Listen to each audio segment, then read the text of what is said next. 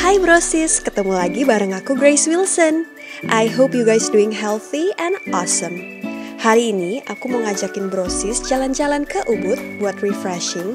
Sekalian aku mau kenalin brosis sama dua inspiring entrepreneur yang ada di Ubud. Skateboard and skateboard.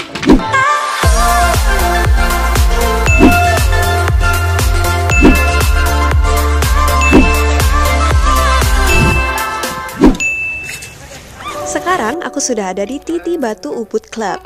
Ini adalah wellness center yang cukup unik karena di sini ada gym, swimming pool, classes, skate park, and basketball yard. Dan ini keren banget. I hope one day, somehow, our words will meet again. Cause I've been wondering why we still play as we were friends.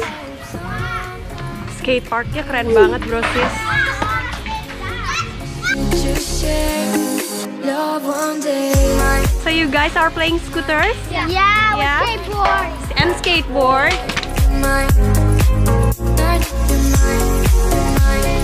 Well brosis, sekarang aku sudah sama the one and only Gus Oka yang selalu senyum terus, nggak pernah sedih.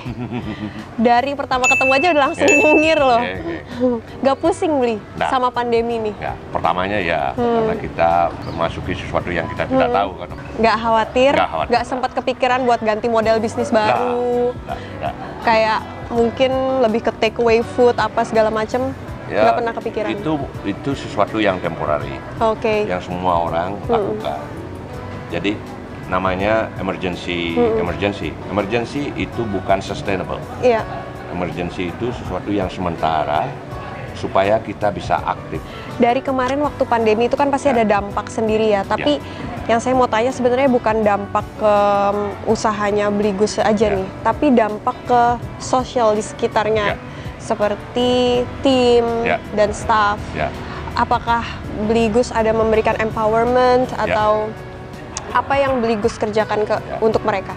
Kita juga punya kiat-kiat dan persiapan untuk skala apapun yang terjadi. Semua perusahaan pasti punya emergency exit. Dari hasil semua di dalam perusahaan yang kita kelola, 5%-nya dalam 3 bulan kita manfaatkan dana itu untuk beberapa orang masih bekerja. Tapi kemarin sempat tutup ya Beli ya? Sempat tutup. Berapa bulan itu tutup? 3 bulan kita tutup ini, tapi tutupnya dengan orang masih bekerja di sini bersiap. Oke, jadi nggak benar-benar mereka dirumahkan ya? Tapi masih dalam ranah 3 bulan dia dapat setengah gaji untuk kedepannya. Oke. Ya. Beli, aku tadi kan sempat ngobrol nih sama Beli. Beli cerita di BG World. Itu Beli memberikan kesempatan bagi tim dan staff Beli sendiri untuk menaruh share di sana. Nah itu bisa diceritakan sedikit nggak? Begini mas, sustainable artinya sesuatu yang berkelanjutan itu penting. Itu pun juga bisa dilakukan dalam perusahaan. Jadi perusahaan itu besar karena staffnya. Jadi empower orang itu penting sekali. Jadi 20% dari share di dalam perusahaan itu dimiliki oleh staff. Kita mulai dari di mana bahan itu terjadi. Kita punya farm, punya restoran, jadi kita punya market dan staff itu ikut semua di dalamnya. Jadi dia bukan bekerja aja, dia menjadi bagian dari perusahaan itu tersendiri. Well, that's very good, super inspiring ya. Jadi Beli nggak mau kasih sekadar money aja, nggak. Beli memberikan mereka cara untuk mereka bekerja sendiri ya. Uang untuk dibelanjakan. Kalau kita kasih uang ya orang pasti belanja. Arti kalau kita kasih kesempatan dan skill. Dan dia juga suatu saat dia bisa berkarir. Dia tidak harus bekerja dengan kita. Dia bisa buka warung, buka usaha sendiri. Tapi banyak yang bisa diserap dengan ilmu pengetahuan di mana dia bekerja. Membuat perusahaan juga menginspirasi orang. Biji Titi Batu ini kan kumpulan komunitas yang memang dasarnya sudah dari dulu Bali ini terbentuk dengan komunitas. Terutama di Indonesia, semua berdasarkan komunitas. Kalau kita punya komunitas, jadi itu menjadi sustainable karena kita bekerja, fun, apapun berkreasi di dalam komunitas sendiri. Jadi tidak perlu khawatir. Beli, aku mau nanya deh, mewakili beberapa teman-teman. Karena situasi pandemi ini, kan banyak yang tempat yang sudah tutup. Bahkan mereka kesusahan untuk melanjutkan, bingung nih, mereka dihadapi pilihan mau lanjut kontrak atau mau tutup. Nah, Beli ada tips nggak survival mode? Survival mode, buat teman-teman semua. Ya, masalah antara tutup atau tidak tutup itu tidak relevan. Sekarang kembali lagi ke bisnis apa yang Anda geluti. Ya, kalau kita mengikuti tren saja, ya suatu tren akan mati karena akan ada tren baru lagi. Betul. Ya, kalau kita sudah membuat sesuatu dengan passion dan memang benar-benar dari kesenangan kita, itu suatu tidak mati karena kita aja sudah memakainya, kan? Iya, betul. Ya, itu. Jadi intinya dari Beli Gus, jangan putus asa ya. Tetap terusin kalau sesuai dengan passion kita ya. Dan carilah, sekarang kan waktunya. Yang paling banyak kita punya sekarang kan waktu. Iya, betul. Melebihi dari apapun. Ya. Nah, jangan berlebihan waktu ini tidak kita manfaati.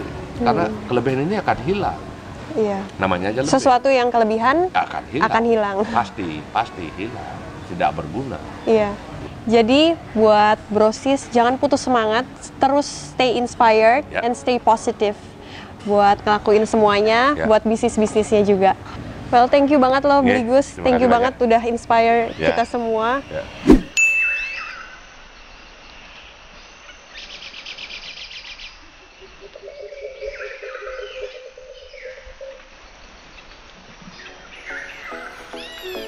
Aku dan Info dan Pasar juga menyempatkan untuk bermain ke BG World dan kita mau ngajarin Brosis sedikit tips untuk memasak churros dan donuts. Follow me! Well Brosis, sekarang kita sudah ada di BG World, tepatnya di BG Food Lab.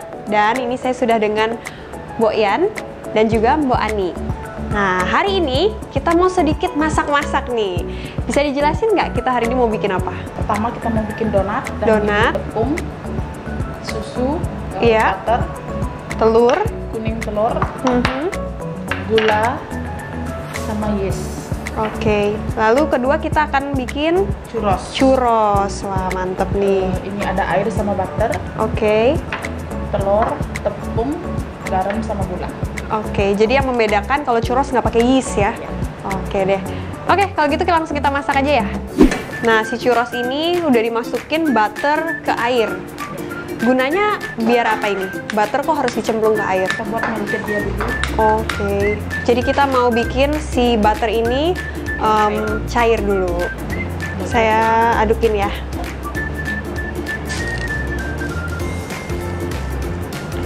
Nah, ini tadi kita langsung masukin gulanya ya. Jadi sambil ngaduk butternya, kalau udah pada meleleh, bisa masukin gulanya.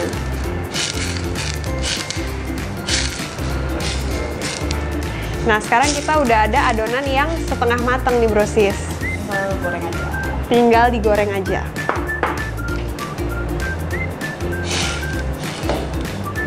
Nah, ini dimasukin tepungnya, terus diaduk. Jangan lupa garamnya. Oke. Nah, karena ini masih panas, kita nggak bisa masukin telurnya langsung. Kalau masukin telurnya, nanti dia jadi mateng. Jadi kita harus tunggu dia dingin dulu, baru kita masukin telurnya ke adonan. Nah, ini udah panas nih.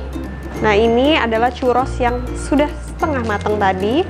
Nah, sekarang dimasukin. Untuk masak churros, apinya nggak perlu besar supaya churrosnya tidak hitam. Jadi api sedang aja, yang penting minyaknya panas. Nah, untuk bikin churros ini nggak perlu dibolak-balik, cukup 2 kali aja. Nah, kalau udah warnanya udah mulai berubah, kita balik. Seperti bikin donat gitu. Aku tuh diajarin sama Mbok Yan, bukan tahu sendiri. Tadi dibilangin sampai warnanya cukup ya. Cukup coklat, jangan sampai gosong. Churrosnya akhirnya jadi nih Brosis. Setelah digoreng sampai keemasan, selanjutnya diisi topping. Well Brosis, ini churrosnya sudah jadi dengan hot chocolate sauce. Melted hot chocolate sauce. Sekarang aku mau cobain.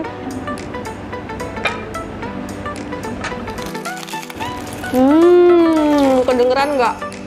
Ala-ala mukbang gitu. Luarnya garing, dalamnya lembut banget. Sekarang aku mau buat donatnya nih brosis. Cara dan bahannya hampir mirip. Yang beda donat menggunakan vermipan dan hanya menggunakan bagian kuning dari telur saja. Filling dan topping bisa disesuaikan dengan selera. Nah brosis, ini dia donat ala BG Food Lab. Nah, dengan berbagai macam topping yang sangat menarik dan pasti menggiurkan ya. Oh iya brosis, yang pingin join cooking class bisa langsung kontak ke Instagram @bgworld. Selain BG Food Lab, mereka sering bikin event-event such as music night and event community lainnya. Brosis, let's move along to another place. We are heading to Bebek Tepi Sawah. Di perjalanan ke sana, aku lihat jalanan di Ubud masih termasuk sepi nih brosis. Well, semoga semua bisa kembali normal ya.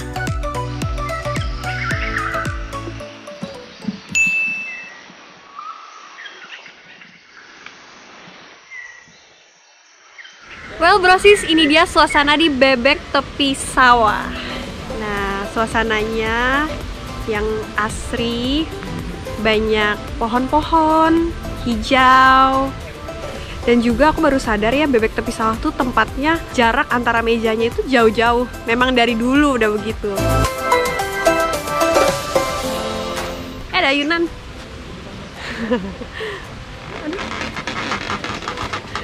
Jatuh nggak ya?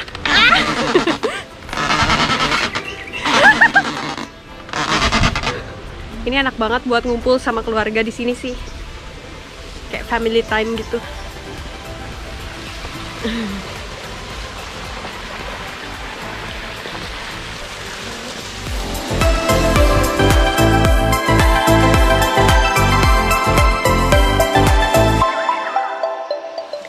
Well brosis, sekarang saya sudah bersama dengan Bli Tunik. Gimana kabarnya Bli? Sehat? Astagfirullah, sehat. Sehat ya. Bli, selama pandemi ini, Bebek Tepi Sawah totalnya 24 cabang ya? Ya. Di Bali ada? Di Bali ada 9. 9. Di Jakarta? Ada 8. Di daerah lain? Ya, ada di Surabaya. Oke. Ada di Puncak. Berarti kan berasa sekali ya, karena pandemi ini, apalagi di luar Bali pada PSBB.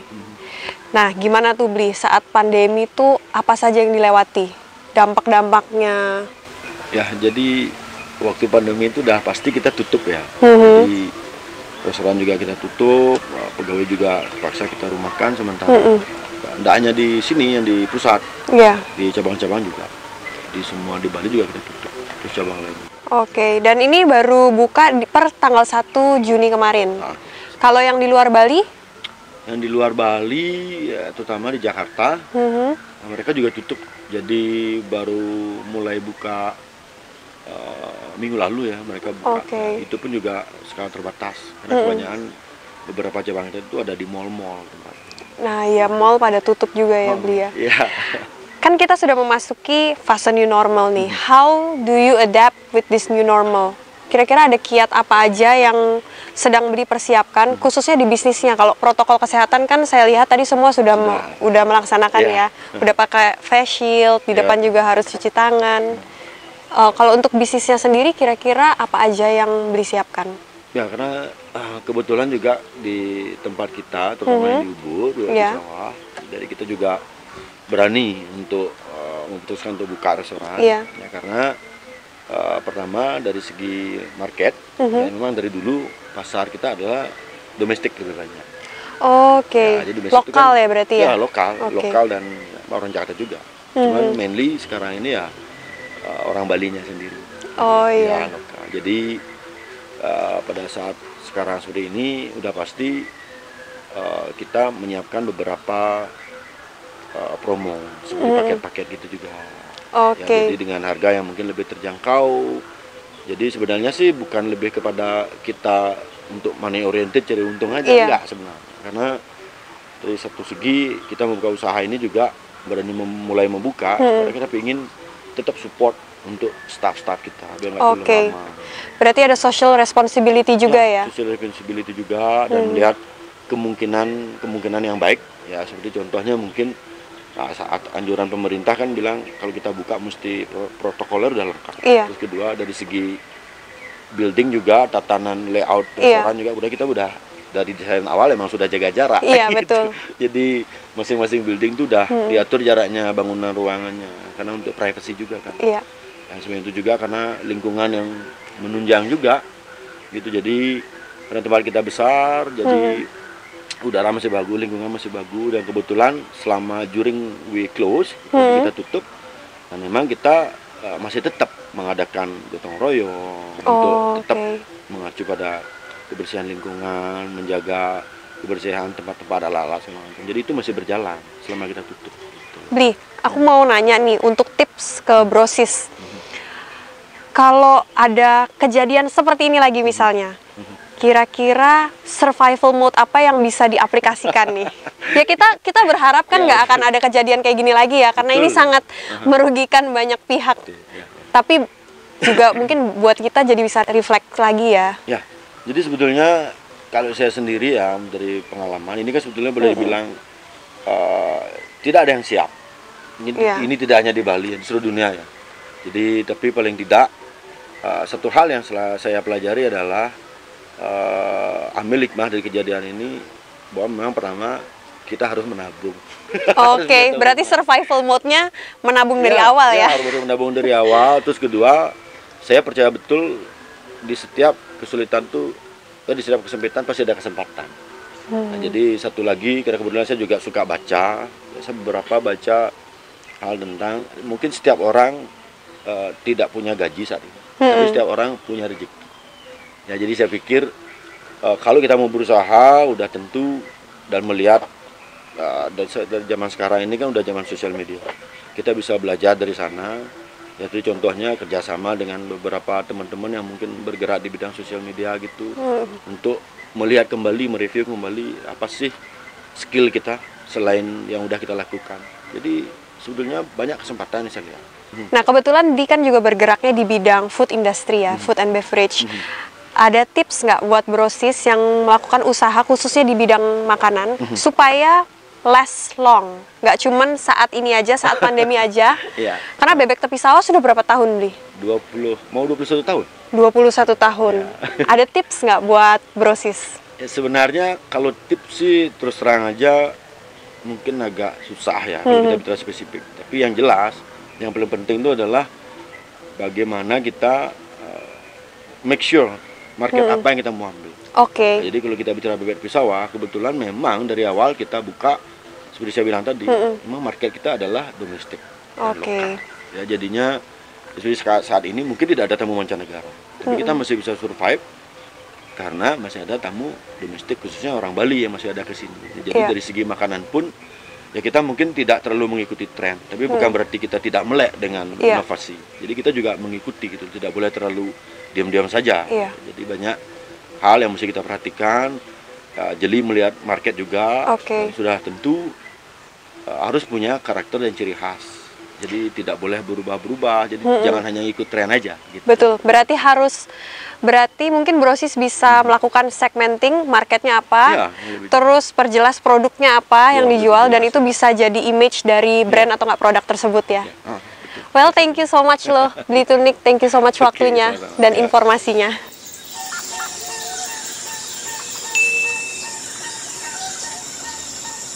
Rasanya tidak lengkap kalau kita tidak mampir ke Tegalalang. Aku ngerasa Tegalalang ini cocok banget buat send moment gitu, karena suasananya yang sejuk, tenang, dan asri. Well, Brosis, sekarang aku sudah ada di Tegalalang. Nih, Brosis harus lihat pemandangannya di sini. Bagus banget.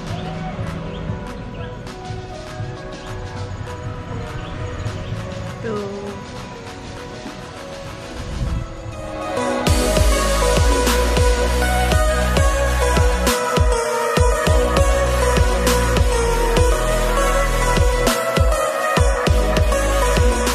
Well Brosis, thank you banget sudah nemenin aku melalui hari ini. Semoga apa yang kita bagikan hari ini bisa bermanfaat buat Brosis semua. Tetap semangat, stay inspired, stay positive, and see ya!